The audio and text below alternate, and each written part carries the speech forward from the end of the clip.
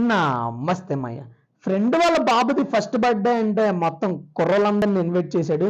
నీట్‌గా కొండాపూర్ నుంచి బయలుదేరాం. మధ్యలో ఇదిగో కొంతమందిని ఎక్కించుకున్నాం. ఇదిగో చూడండి మామూలుగా లేదు. అసలు హడావిడి.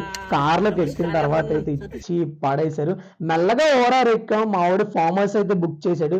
ఫార్మ్ హౌస్‌కి అయితే రీచ్ అయ్యాం. ఇదిగోండి వీళ్ళ బాబు బర్త్డేని. లోపలికలా ఎంటర్ అవ్వంగానే యాంబియన్స్ ఉందమ్మాయ.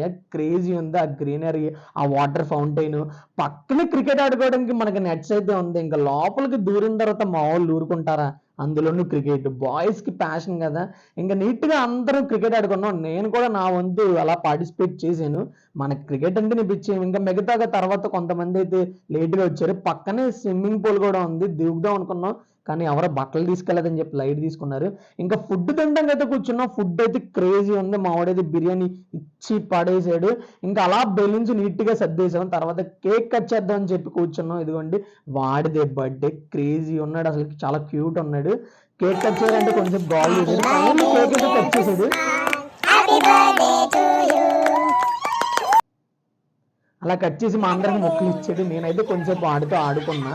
వాడికైతే ఒక చిన్న సైకిల్ గిఫ్ట్ తీసుకెళ్ళాం. మా వాళ్ళు దాంతో ఆడుకున్నారు. అది మాయా ఈ వ్లాగ్. ఉంటా మరి. జై హింద్.